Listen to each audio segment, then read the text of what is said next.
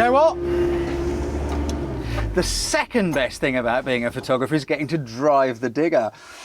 Now, why am I here? Why am I sitting in a digger? Why am I in this kind of odd environment? Well, I want to talk to you about practicing things. Now, I learned to drive a digger by doing lots of practice, but you need to do lots and lots of practice with your photography, and you can do that anywhere you like. And that's why we're here. I mean, look at this place, right? Just have a little look around, okay? What pictures could you possibly take here? It is uninspiring, it is a mess. We've got rubbish, we've got wheelbarrows, we've got all this kind of stuff going on. The thing is, you can practice some simple photography techniques anywhere. I've said it so many times, in your living room, in the front room, in the rain, anywhere you like. Stuff like composition, you know, creative things, you can do it anywhere. Basic composition things, we're going to do that in a minute. The first thing you have to get your head around when you're learning about photography is you've got to give up wanting amazing pictures. When you see amazing pictures, we all go, I'm going to buy a camera, I'm going to go and shoot stuff like that, but you're not seeing the dedication and the work that went into getting them.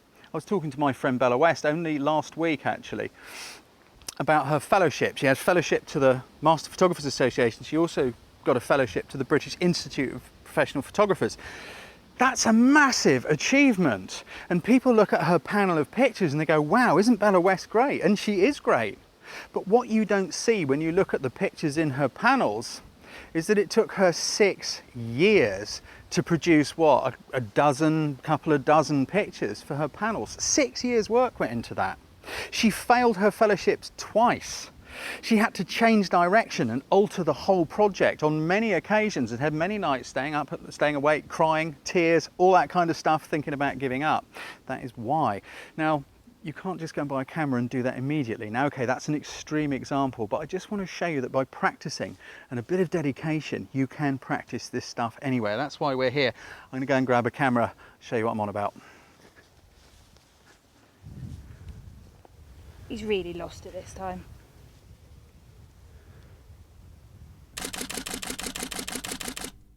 Notice I'm using my old D300, an ordinary lens, okay? This is my little 18 to 70. I'm not going to go into all sorts of techie things. We're just going to look at some composition. Let's kind of see if we can bring a couple of the creative and technical things together. Let's just have a look at, you know, maybe how we use our zooms and how we compose things, put those two together. We might have to play with exposure. I don't know yet, but the main thing is composition. That's going to make the biggest difference. So what can we do? You know, there's nothing here. There's a load of old rubbish. Look, a couple of old wheelbarrows, okay? If I just sort of stood here and went, that's just ridiculous, isn't it? It's just a complete load of rubbish. So think, how can you do this? Composition is all about aligning things and moving things around. So what would the wheelbarrows look like from a different angle?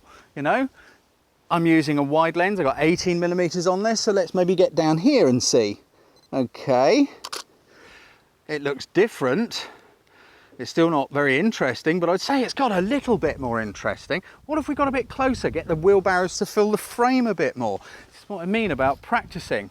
And if I come in here and take my white balance card out of the wheelbarrow, which we just used to white balance the video camera. Right, come in here, get a bit lower, get like in here somewhere, we're getting in close. I'm putting this wheelbarrow in the bottom right corner of the frame and that one over to the left. You know, we're starting to move things around and practice alignment. Here we go. I'm focusing on this wheelbarrow using autofocus single point. I'm just lining things up, and there's another picture. As we go through those three, it's starting to get more interesting. It's not brilliant. Of course, you're not going to see this picture on the walls in IKEA, but you're practicing something. What would it look like if we made the lens longer and moved further away? You know, this is all experiment. Notice you don't just take the same thing over and over again. What would happen if I'm back here and down low? I'm a bit too close. Let's get back a bit further. See if we can get the shot past the bucket of the digger. I do love a digger. Here we go. And I'm putting the wheelbarrows towards the bottom of the frame. There we go. Here, look. 3 or 4 1, 2, 3, 4. Very different pictures of those wheelbarrows. But I think you'll agree the last couple of 3 pictures look considerably more interesting than the first one. You imagine what you can do when you're somewhere where there is actually something that's interesting to look at if you know those techniques because you've practiced them. Let's go and find another one. I like these. That's why Lorna got here first, because I pointed at them. I like the shape. I don't know if there's a pitch here or not, but it's still something you can play with. I kind of like the light. It's a bit dull and overcast and boring, but look, I just think that those angular shapes on this fence post and a bit of sawdust, maybe there's a graphic sort of a shape there. So how would we take a picture of it? Well, if I just stand here and go like that. Oh, yes, that's very exciting, isn't it? Don't think I can hardly contain myself. Think, right? Use your first block of photography. Well, if we're going to have a graphic shot, recompose the picture.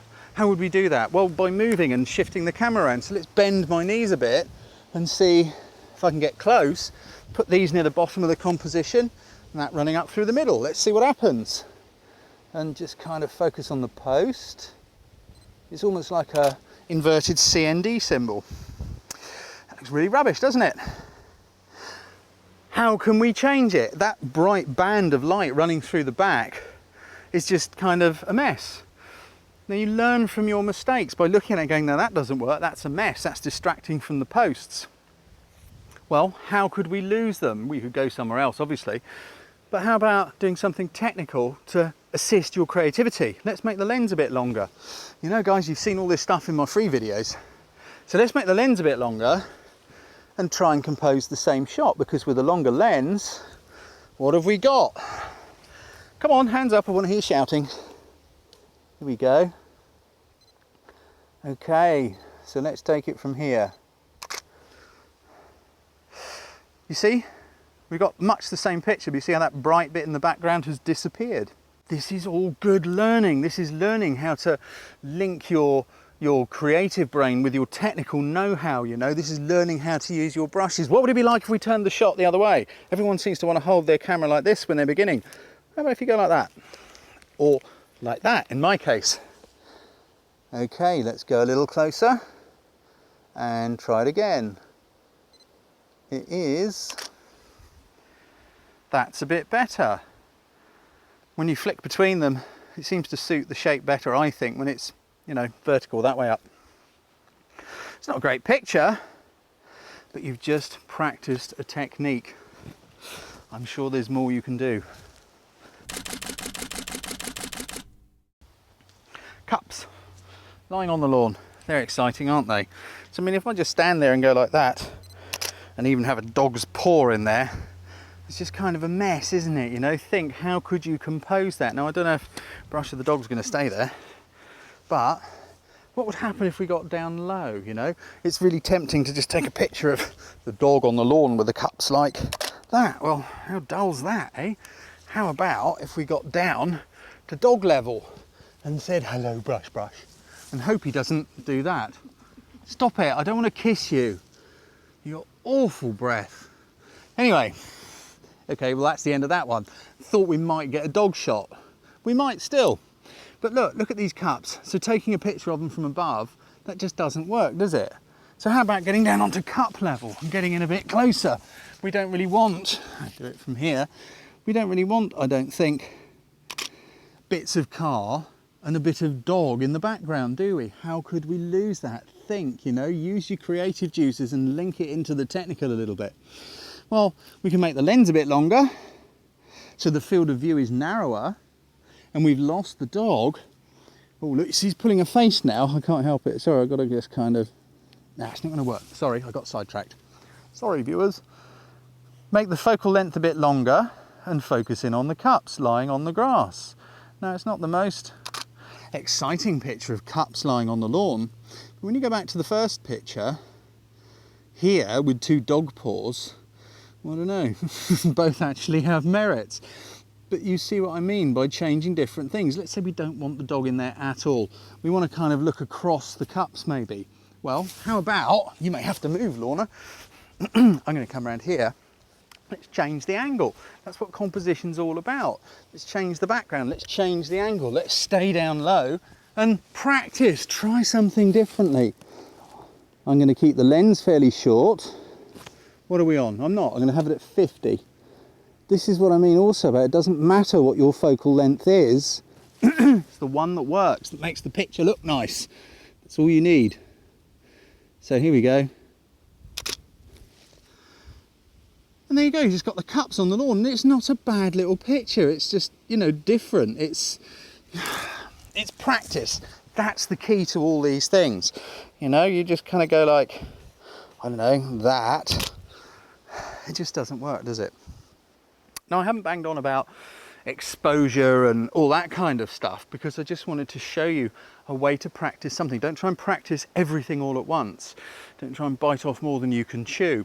As you become more experienced with each of the different disciplines, if you like, of photography, like exposure, using shutters, all that kind of stuff, I just wanted to demonstrate there is no excuse for not being able to practice something pretty much anywhere. So we've just practiced some composition. I know composition is a big struggle for a lot of people. I've mostly been talking about, as I said, two of my main building blocks of photography. I don't want to go into all that, but you've heard me say it before, guys, the 7 building blocks of photography is going to teach you how to think like a photographer, and that is so important. That's what we've just been doing. We've been thinking, how do we do this? How can we change that? We've been doing it in the most appalling environment.